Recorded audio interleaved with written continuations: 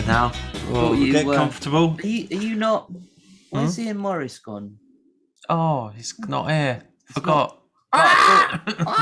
He don't care. He's not scared. He just doesn't care. No, he'll come on eventually. We were supposed to be recording with Ian Morris today, but you know, shit happens, mate. Engaged. Yeah, shit happens 12 times in a row. But you know, to us, only to us. It's okay. So today, guys, this is the Trout Spinners with Miles and Gary. Hello. If that wasn't clear from our voices.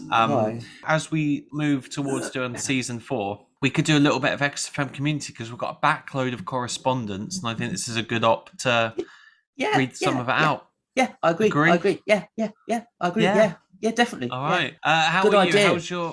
How was your bank holiday? How was your bank holiday Monday? It was a lot like my other days. Yeah, they all blur into one. Got some boxes delivered. Yeah. What's in these time? Spanner and a spanner.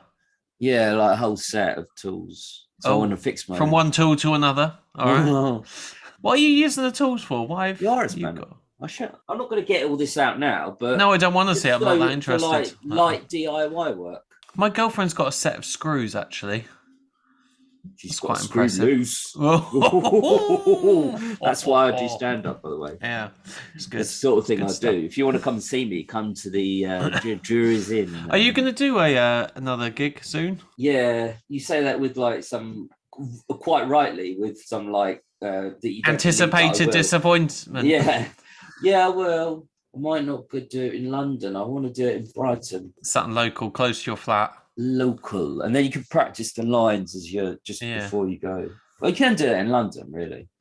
Yeah, you definitely can. You remember? Definitely I need to practice the routine more, so I've got it bang on, and I don't forget any, and I don't have to practice. I just know I'm not there yet. What is your process of memorizing like? Do you just it's all right. I make a story between each link. I make a link, and a good tip is if you're writing it on a bit of paper, write it sort of not one down from the other, like sort of one there, and do arrows to it, because you remember, that bit's going like that off an arc, you know, and then you go some down. People do the memory palace. Is it like that? What's gone? It's like you imagine like a sequence of events or whatever objects as different rooms in a house, and you like create links that way. Yeah, I do that. I do definitely do that with things, but I create a story from beginning to end, not with stand-up as such. God, my memory's dreadful. The thought of that terrible. The amount I have to edit out of this podcast because it's us repeating ourselves. We wouldn't have a show. No, yeah. Well, we don't. I don't think it's that bad if we repeat ourselves a little bit, and I don't think it's that bad if we repeat ourselves a little bit.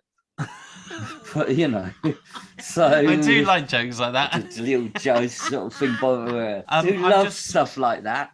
I've just finished watching The Man, His Wife, and the Canoe.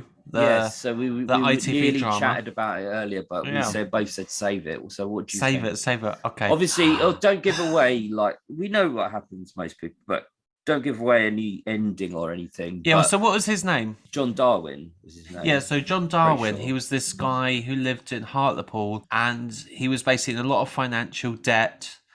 Took out multiple like credit card loans, and he decided he was going to fake his own death by rowing out to sea in this canoe, or in the show it was a kayak, then he would go into hiding, and they would be able to then to claim this £650,000, something crazy, so they can repay this debt. Yeah, life insurance. That's it. Not just repay the debt, but also have a lot of money left over. Yeah.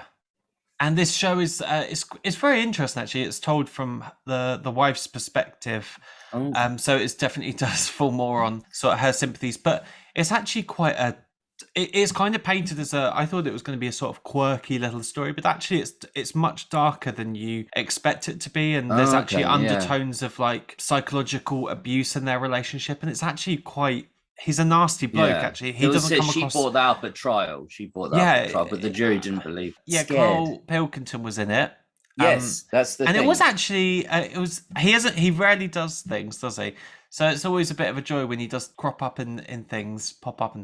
He doesn't And do anything. I haven't seen him in anything. I know he did one interview, and he does the Two interviews as Shot an podcast, interviewee, yeah. but he's never done something that isn't with Ricky or is not his own thing. So he's done his own thing with Sick of It, and he's done stuff with Ricky, but he's never done something that isn't either. So it's curious that he was like, why did he say yes to this? Unless, I don't know, maybe Suzanne needed a new kitchen. So New bathroom suite. he needed something to be New tired. B-day. So he turns up the skin. You've got to wait till Ep 3 to see him turn up right towards the end. He's playing this PC. And it cuts to him, and he's being briefed by one of the sergeants. And just the look, just seeing him there is so funny anyway, because he's obviously much older than as we remember him, obviously. But in his head, we were just saying of her, you know, he was always kind of an old, wiser man. Maybe not necessarily wise, but definitely it was wise in a way. yeah. The colour's kind of drained from his face. He's obviously a little bit older. Did he have much colour in his face? I don't remember him being so like. I think vibrant you lose it, don't you, as you get older? But the photos, the still you sent me of it, he didn't look much different to how he looked. It is true. It's definitely true. I might not be true in him, but it is true what he says all those years ago. If you go bald, you don't age because you've already done your aging. You know, you just simply don't age as much. So it didn't look much older to me in the still, but maybe moving he does. Oh, but anyway, so it cuts to him. They're being briefed, and he looks at the person who's giving the brief, and he's sort of like nodding, and like it was just so funny because you could see him concentrating on the acting because it's obviously a different role because he's serious. Like maybe I'm over analysing it, but I think he's a good actor because when it does get into the actual interrogation of John, of which that is his character's tasked with, they do actually Did you leave Pump 4 at the time? Did you leave Pump 4 on your own? But he's quite good at that role, that sort of interrogator role, because he's like pushing him all the time. He's like, right, so where were you? Right, were you? Blah, blah, blah. Yeah, I can imagine. And you can sort of imagine it, can't you? Yeah. But it is funny. It's just, I think so. And it was just, it's just nice to know he's out in the world and he's doing things. And well, he's earned enough money. He doesn't have to do anything else. But I think if I was in that position, I wouldn't do anything else. So. Absolutely these little not. Things. I think he'll do more serious acting though in the future if he's done this and it goes down well, which it probably will.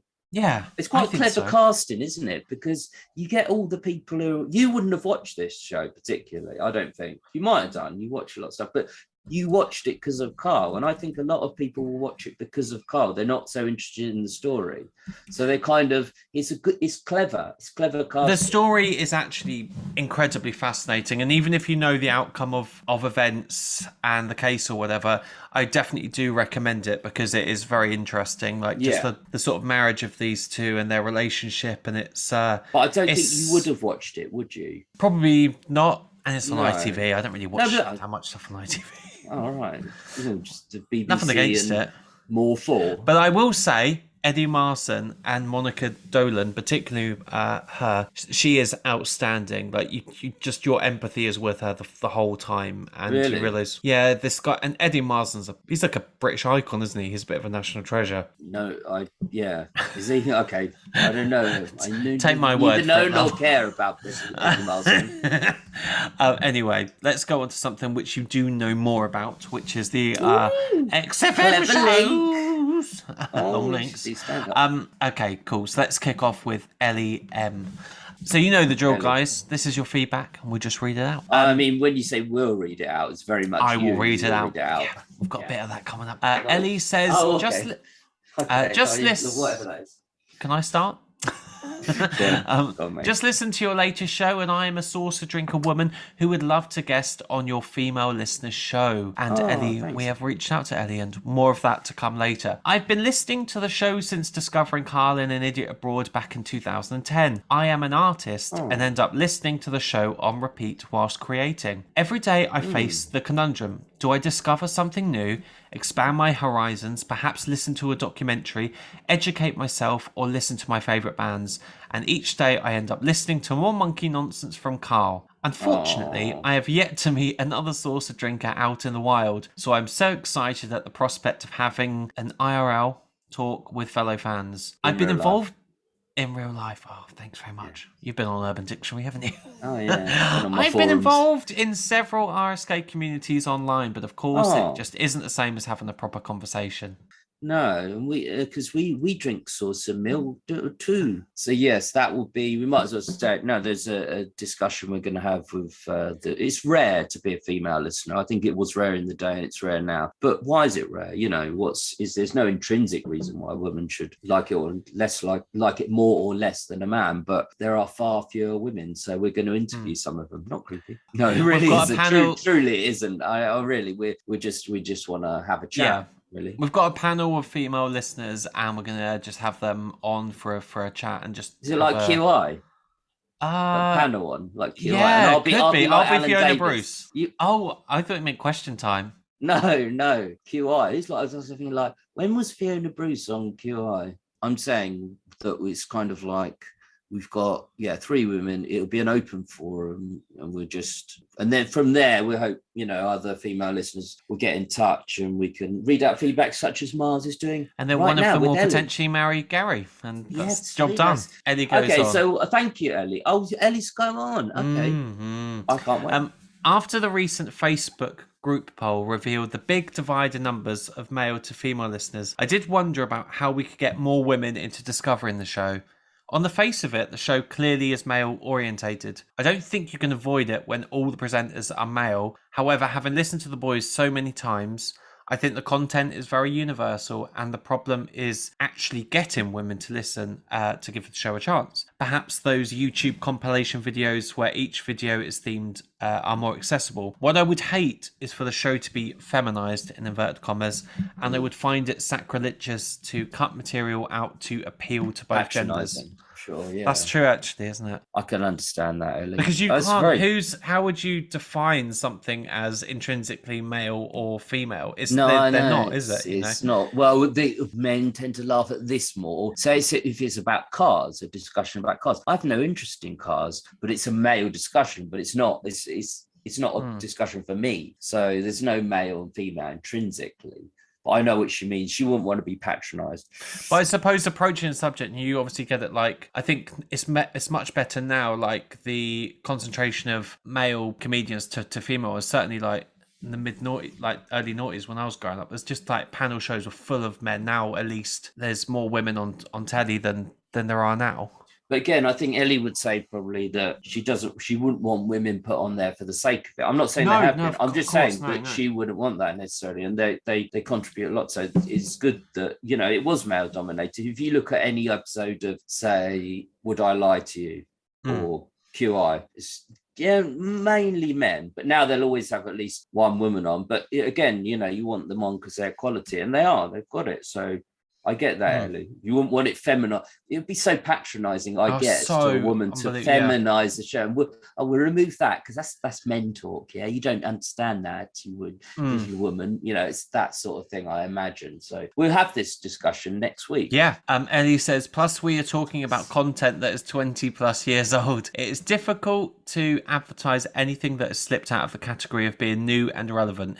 It would be interesting to find out how other women discover the show and what has kept them listening all these years. So please go ahead with the episode. I'm also curious to see if there will be a difference in which material, episode quotes or insults they favoured in comparison to a male audience. Keep up the good work, boys. Ooh, you nearly got through that whole thing without fucking up, and then you fucked up. I know, God. Well, Ellie, do you want to present it? Because I'm serious. You've got a better grasp on it than we have. Actually, it won't be presented as such by us. It'll be an open discussion, including us. So yes, you can absolutely raise those points next week. I'm just looking forward to having a bit of time off. I could just sit back and just let other people talk. Yeah. Well, I have to say I do all that. You don't see this audience, but I do all the editing. I do everything behind the scenes to keep the show running, and it's not easy. Mars does put his feet up a lot of the time. Alongside all your other responsibilities, eating crisps, I'm getting paid by the British government. Getting paid by the British government. Getting a gun. All right. Thank you, Ellie, and we'll be looking forward to talking with you. Great email, soon. Ellie. Love it. Liam Barker, here we go. All right, boys.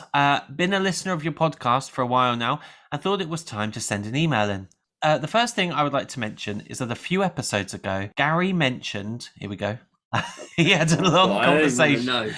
He had a long conversation with someone on Twitter who was agreeing with Miles, and I'm pretty sure I was the person Gary was referring to. It was about the hold old cold debate, and Gary inevitably conceded defeat. So Gary, explain yourself. No, I conceded defeat. I said, actually, I've listened to it about 28 times that day. It should have been working. And I thought, yeah, it is what was it? It's hold cold. Yeah. But I'm sure it wasn't. But yeah, I said, I'll hold my hands up. I was like, no, thanks, Liam. It's great to put him in his place. Especially when I'm getting like really, I wasn't getting angry, but I was like proper like pushing my view. And I was like, no, it's hold. And then, no, as soon as I was like, oh, it's hold, I was very conciliatory, and I said I was wrong. Okay, now that that's out the way, I wanted to say that I look forward to your guys' podcast every week or two. It goes out because we're obviously nothing if not inconsistent. Listen, we post every 8 weeks, whether what come rain or shine. Nothing brings me more joy than to fall asleep to the XFM shows every night. And once you guys finish your podcast, you will be added to the rotation of XFM, Ricky Gervais podcasts, Guide Twos, and specials. That is literally the biggest compliment. Yeah, that's lovely. The correct order of listening to them, by the way, is in chronological order, then the podcasts, then the Guide Twos, and lastly the specials. I think that is a fair judgment, isn't it? That's one way of doing it. I think most people dip in and out of series 2 like randomly, but I would say, yeah, that gives you a good pull on thing. I wonder how long, Liam, how long does that take you, just incidentally, to get through everything that they did audio wise? How long does that take? I might try it. Obviously, we're going back to series 1 after we do series 4, which is starting in a couple of weeks. I don't know if I'd count it. And I don't know if I'd count it. If you're asleep, you're not really taking in or absorbing the shows, are you, by osmosis? No, but you can. They go into your consciousness, so you can have dreams about them. Yeah, I've had dreams about pointless, I think we all have, contestants. Yeah. Like, because I'm listening to Pointless when I go to sleep, So. Oh. I don't know. Yeah, I know someone. I was going to say I started listening to series 4 in preparation for when we do start in a couple of weeks. We'll move on to that. I by the way, haven't been doing any preparation whatsoever until the day before. It is funny actually, because I worked through the 6 in about a couple of days, and you do get the sense that they are sort of. They are definitely trailing off, and there's the sense of they're A, getting bored, B, running out of material, and C, it's definitely becoming that bit more planned. It's planned. That's what I was just going to say. It is reminiscent of the podcast, but it exists in between the great series 2 and 1 and the podcasts themselves. It's a bit better than the podcasts, but it's still not quite the same. There's a lot of funny stuff in there about Auntie Nora and stuff. It's definitely planned. And Carl, because by that time Ricky was like, oh well, that went down well. So everything, like, they don't script it, but he definitely says, right, we're going to do this, and we're going to get through it, and you're going to react in that way, roughly. And well, my main highlights were like, obviously, well, should you be I'm gonna get through. I mean, I don't know if you should. I'll blitz through them. Is the walking around with... No. Turn the light off. Turn the light off. Yeah. His hands work. And so, and then there's Steve DJing at the wedding, which I think is really funny. Yeah, it's good. Down syndrome kid on train, and is that Ricky? Yeah, that's it for. And Ricky and Carl going away for that golf away day and having the chat. That's good. So anyway. I like the bit about Auntie Nora from memory. Auntie Nora, and in Nuts magazine, they're saying he's doing so many things, but not saying Auntie Nora, and then it's basically so obviously Auntie Nora, and then Ricky goes, "We've done it, we've said it." Well, just the way it says, looked up her skirt by accident. I wasn't suggesting you would like. Okay, cool. Here we go. Moving on. I'm looking forward to hearing your thoughts on Series 1 of XFM, which is one of my favourite series, as Steve gets a bit more spotlight and has some cracking lines throughout Series 1. I feel that Steve is 100% underrated when it comes to the XFM shows and deserves a bit more credit, but is constantly overshone by Ricky and Carl. I hope one day he will join you on the podcast. Ditto. I agree. That's true. Your latest podcast I'm currently listening to right now, you guys are debating whether or not there is any planning that goes on for the shows. I think there must be a small amount of planning that happens, as there are some shows that gel almost too perfectly together for it to seem unplanned. Either that or they are the greatest radio show that ever existed. I can't remember how many times any of them have really stumbled over their words at all through the entire series. Even Carl, who didn't want to originally be on the show, is pretty much a world-class speaker. Yeah. Well, Ricky stumbles on his words on purpose in a very clever way, which makes, and I can't deconstruct that, but he just does. It's just good. But yeah, in general, they don't stumble over their words. I mean, we don't. I mean, Mars does quite a bit. I'm not saying I never do, but do you want to read her email? No. But Liam, yes, thank you. I think you're probably banned though for what you said at the beginning. So he did say this email is getting too long now and I'm sick of emailing to you, mates. Yeah. So please keep up the fantastic work. I hope you carry on the podcast with the Ricky Gervais podcast and Guy 2s and possibly even the individual shows and movies they do. Cheers, Liam. I'm pretty sure I'm like the 6th Liam to email in. PSSS. I'm from New Zealand and I don't think the Give It a Lick caller is a Kiwi. Liam, you're mental. No, I love it. Great email. I think they are, but if you're a New Zealander, where is she from if she's not from New Zealand? Maybe South Africa. Maybe South Africa. We're getting into cliches of stereotypes of sort of She's talking about accents. the... I can't believe it. The Macrae. Okay. Do you want another email? They shoot the farmer. Oh, don't include that. That's my South African accent. It's good, man. Yeah, thank you, Liam. That's really good analysis, and I look forward to going back to series 1 and doing series 4 as well. And yes, I might take up your suggestion and go chronologically one day through everything. This next one is from Adam Kiefer. I'm suspicious. Dear Mars and Gary, big fan of the podcast and fascinating to learn of there being such a wide community of RSK fans. I think that should always be noted, shouldn't it? That the fact that the amount of lovely people who email us and you just think it does take you by surprise sometimes. I suppose because we're doing this podcast, we automatically assume that everyone. I do sort of expect more people to listen and sort of, but. You still forget that it is actually a very niche thing. Yeah, well, no, we don't, because when we look at the figures, we know this quite. No, but our figures are all right. But yeah, it is niche. But to us, because when you're something niche, you're like more into it than you would be if you just had a sort of, if it wasn't niche, but it was more widely known. But the people who knew it weren't that interested, but they knew it.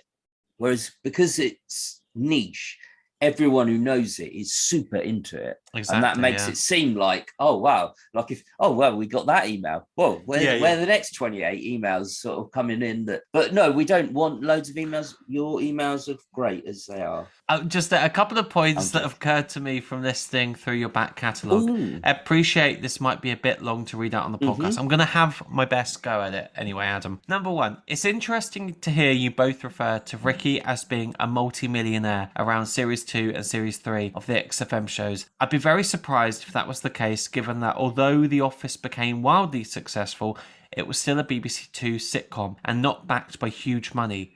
The stand-up was early days as well for Ricky, and I imagine the money from the US version of The Office would take years to start coming through. Likewise, Ricky's corporate gigs, whilst highly paid, would not push someone into multi-millionaire territory. Whilst they were obviously extremely financially comfortable, there is a huge difference between quickly becoming successful and financially comfortable and being a multi-millionaire. I think I do actually agree with Adam, to be fair. Like, I think when we say multi-millionaire, I think what we're trying to say is like it's more of a euphemism for very, very rich, isn't it? I can't remember saying that he was a multi-millionaire. You have said that a few times. A millionaire or multi-millionaire.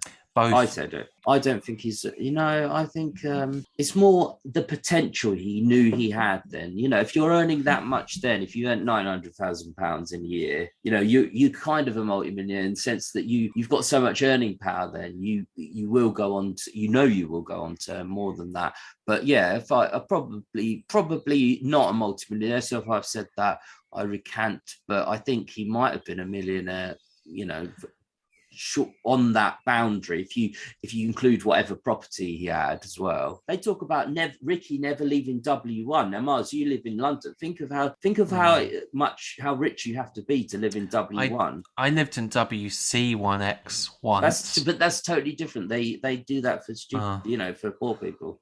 Right. They're the C. No, but W1 is like Soho. That's you have to be quite well off. I'd love to live around there, I tell you. I'd love. Can you imagine, or just having like one? I mean, okay, so do you know what debate is how much?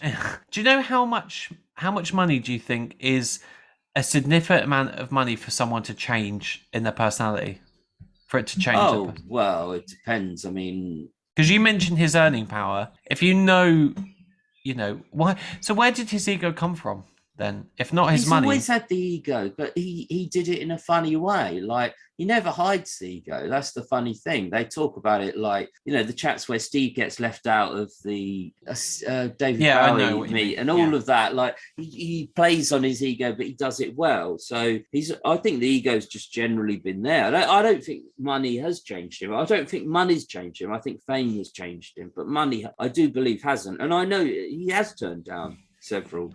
I believe him when he says, I turned down that advert to do millions. I totally believe that. And people have egos for different reasons, don't they? Like, I think we all have egos for different... Ricky's isn't money related. You certainly, Gary. Oh yeah, that's projection and a half, my friend. I don't think I probably do in some ways, probably do. Fuck me, you do. Jesus Christ. Jesus. I know it's Easter, but Jesus Christ has risen. You do. Never mind the beard. Where have you been for that? He reposted that. That's whoever that meme did is that. Amazing. You're a genius. It's got Jesus emerging from a rock. He's bearded. And Mary Magdalene's there. Never mind the beard. Mary Magdalene. When have you ever heard Mary Magdalene? No, but I do think yeah. Well, I do think people's egos can come naturally, can't they? I suppose just a personality trait. Yeah, exactly, mate. Yeah. All right. Yeah. Number 2. This was from Adam. I was surprised to hear of the generally accepted wisdom that the XFM shows are so much better than the podcasts. Mm-hmm. In my head, I've always had them on more of a par, although in hindsight, I certainly re-listen to the XFM shows more so. Maybe I subconsciously prefer them. Interestingly, my wife, however, cannot listen to the XFM shows and only likes the podcasts, which I think is perhaps due to the fact that she cannot bear the Carl and Steve awkwardness, which sometimes arises on the radio shows and is not present on the podcast. Now, that's to me, that's the best stuff of the XFM shows, is that kind of the antagonism and the Carl versus Steve part. That's like a massive thing for me. If it the shows would be less because of that if that didn't exist. But then I do appreciate that probably a lot of people came to RSK through the podcast, and therefore I think whatever you listen to first will probably reflect a lot of your views and opinions, because you will always have a fondness for those things. It's a bit like recency bias. You kind of what's recency bias? Well, it's like if you have a poll of something, what's the best XYZ, there's a bias towards what's recent, so what you've seen last. So if you do stuff historically, it doesn't. The further back it goes, the less well it does. Like, even if it's a poll of something that was more popular than something is at the time. Okay. Steve versus Carl doesn't happen on the podcast. That's a good point. That's one of the reasons I don't like podcasts. I never thought about it like that. But yeah, Steve is always in the role above Carl. He operates he's in a social strata above Carl, whereas in the podcast and the XFM shows, that flips sometimes, and Carl becomes like dominant over Steve, which is funny. It doesn't. Yeah, you're right. I don't think it happens on the podcast. I think if you went back and listened to all of them, Adam, you would think, probably that, the radio shows are a lot better. But that's just me. I think it's my opinion, certainly, and I think most people's. But there are definitely people who just prefer the podcast. I know people who love the Idiot Abroad, say, but they will never listen to the radio show. Do you know, though, I'm surprised. I was on like Reddit, as I do often spend a lot of my time in the week, and loving us, aren't they? And they do all these polls. They always crop up, don't they? What's your top 10 RSK materials and all that? And I was always surprised that An Idiot Abroad consistently rates probably on like 4th or 5th. To me, that's top tier. I think we've done it before, but I would definitely go XFM. In a really weird way, I kind of would put it on the same level as The Office, An Idiot Abroad. Really? No, I love An Idiot Abroad so much. I can't tell you how much I love it. I've listened to it. I've got them on audio. I've got them. I watch it and listen to it it's my comfort. If I'm ever in a hotel, that is like the thing I will watch to go to sleep, because I'm so comforted by it. Yeah, it's good. It's good stuff. But I'd say The Office top above. No, of course, That's just me. And then, that comes in at number 3. Yeah. So you're saying, what do they put before it then? Because I assume The Office and the XFM. I mean, the podcasts are always rating before it, and the animated show. Really? Even the Outlaws, in a few cases, has risen quite up to the top. Again, do you know what that is? Recency bias. Ricky bias. That's an example of recency bias. It's recency bias. A Ricky recency bias. Number 3. This is why from we do a podcast on that. Sure. Yeah. Cheers, Adam. A lot has been said about the non-Carl episodes and how that impacts on the Ricky-Steve dynamic. Ricky clearly has a hell of a lot more fun when Carl is around, and this is presumably why that was the direction the show went in. However, I suspect Steve may have preferred the episodes when Carl is not there, and I would imagine that they are a lot more creatively satisfying for Steve, as they involve a lot more skits and anecdotes, etc. Whereas the Carl episodes require less comedic creativity from Steve. If you ever get the chance to interview Steve, it would be interesting to get his thoughts on this. Would he have preferred a probably less successful radio show where he and Ricky could have explored their double act a bit more outside of the writer's room? Anyway, thanks for all the content. Would be interesting to get your thoughts on the above, but again, I appreciate it might be a bit long for the pod. It's not too long, mate. We'll always read these things, and it's good to give us, because we need some material as well. Adam, could you write in every week? No, do you know what though? Do you know that is a fantastic dissection and it's theory, very good. What was the last thing he said? So, do you think Steve feels a little bit less? I do think Steve was creative comedically on all the shows, even where it's against him. He's funny. He does it. He makes it funny. But there's certainly more. Yeah, there probably is more skits during the Claire episodes. I don't know about the Ian Camfield, because even though we recently reviewed it, I'm not as familiar with it. But I guess there are more. It's probably, he is more creative. I think it's that fear. That fear's gone from him. Because he's always in fear. Like, even if he's not in fear of his life, but he's always in fear that it could turn. And he knows it could turn. And he knows Carl could turn it. But Claire's never going to do that. And I think that's why. And also they're trying to impress Claire in a way that they're not trying to impress Carl. But even take Claire out of the equation, because I think Steve had very high hopes when he went into radio, and he does say it, he says, I really wanted to be on radio. It was a big aspiration, a bit of a life goal for him. And then he gets thrown together with Carl and the show kind of takes on its own shape. But I think deep down, he kind of would have liked to have done just a show with Ricky, and maybe he could then become more of a voice, because I do think Steve always is in the shadow of someone else. Like, when they're writing, he's in the shadow of Ricky. When they're in the 3 during the XFM years, he's in the shadow of Carl. Like, he's always in the background somewhere existing. So when he is given that opportunity to move into the spotlight, he will take that opportunity. I don't see him as being too holding back. I don't know. I don't see him in the background, really. Yeah, but think of it like yes, but he's quite comfortable. There'll be lots of Ricky and Steve just talking, and Carl's not involved at all for minutes and minutes and minutes. And But do you know there's that some explains... of Ricky and Carl talking, and Steve's in the background. I think he's Oh, comfortable with that. I don't think he sits there thinking. I don't think he thinks, No, I don't I wanted to either. get into radio, and this is kind of, I'm being overshadowed by someone here. I think even at that stage, he appreciated the uniqueness of Carl and how lucky they were to have him. Certainly. I'm not saying never he thought that. Of course, at times he must have thought that, but don't think. But I think that is reflected later when he does stuff for like BBC Radio 6, like the Steve Show, where he is actually given that opportunity to do something that is just for him. Do you know what I mean? That was cancelled.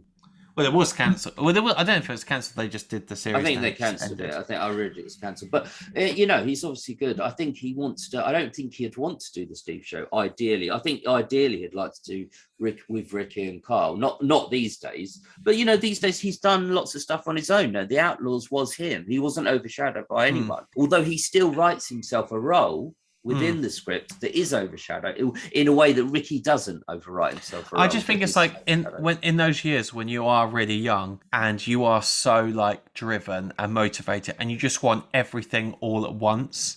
And I think you can definitely... 43. But I definitely think you can see that with Steve. He was so hungry for, that creativity and exploring his creativity.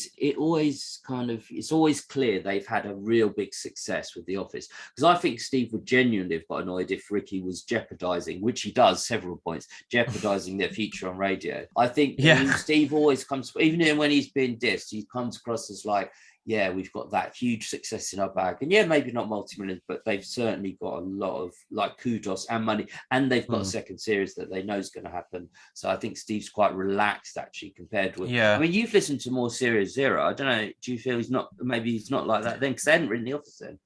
I think he loved doing Series Zero and just being given... But Ricky gets on him. But I think Ricky gives him the confidence to do. They both complement each other. Ricky was necessary to give Steve the confidence, and Steve was very good for Ricky as well. But I think he was so unafraid in those Series 2 shows Steve were talking about, and it's just great to listen to. And they do work as a comedy duo. Like as you can imagine them probably doing stand up together maybe at one point. Yeah, not now, but not now. Then. Yeah, but not that.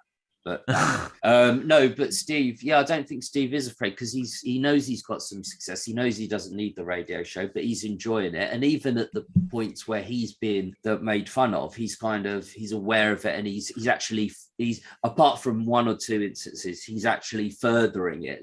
He's saying things that make it, embed it. So I think he's quite happy with his position. But it's an interesting point. I think he certainly does enjoy the limelight, because he's made all the programs that he's made. I'm Fighting With My Family and The Outlaws, but I don't think he's not like Ricky, and Carl doesn't like the limelight either. I think he wanted to direct something and to make something himself, and he has done, but again, he wrote himself small roles or no roles, so I don't think he's like fame hungry, so I don't think he's as bothered in Series 2. I don't think it's like see him as fame hungry. Cut all that. What I just said. No, really? I'm joking. Okay. Leave this in. So. Okay. I was only missing. Right. It took me about half an hour to get through it, so don't. No, I was getting a bit bored. I know, I was bored of myself, mate. No, it was good. Okay, our last one is from Stacey B, who will be our other panelist on the female special. Hello, Stacey. Do we not invite Adam? Adam doesn't have the credentials, unfortunately. Stacey says, I love the dynamic between you and Gary.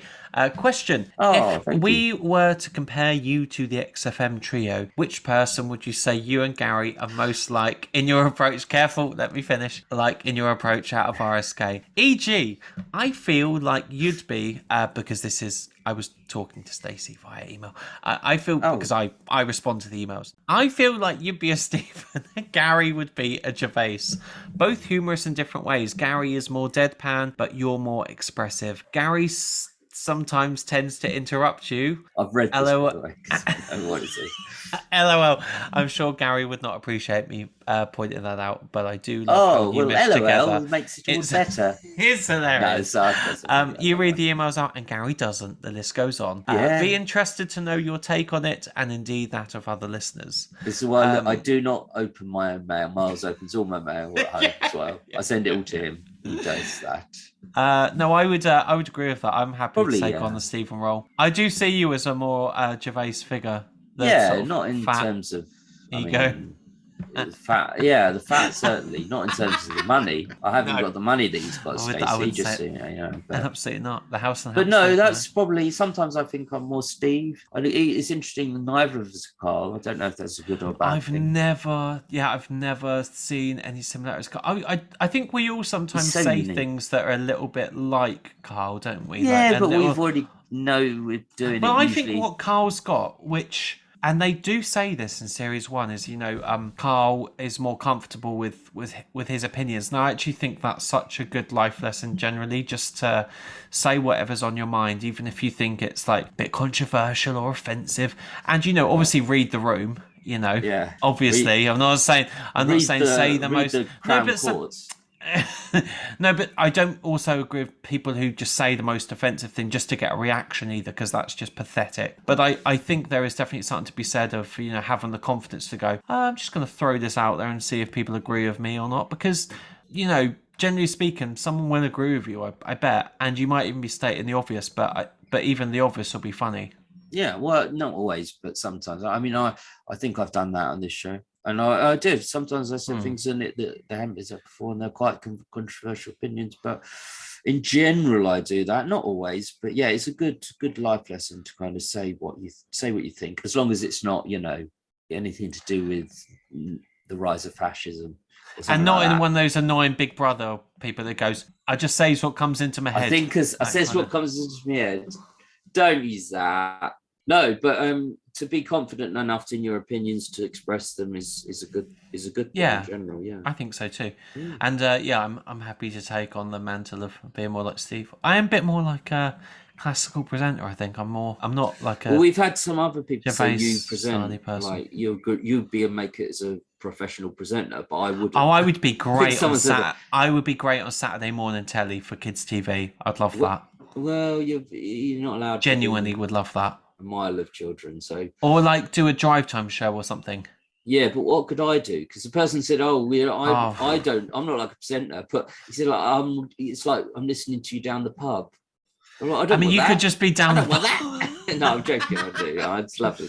No, you'd be on stage, wouldn't you? You're a classic. You're a classic depressed, miserable stand-up. That's what you are. Well, I'm actually not. So, but yeah, I'm know, everything but the stand-up. So, no, but I think I could present on radio, and you could do stand-up. We're good. There's a good mix. Humanism. Yeah, it's no dead wood. Thank you everyone for getting in touch. That was all of our correspondence for this week's XFM in the community. No, it was good.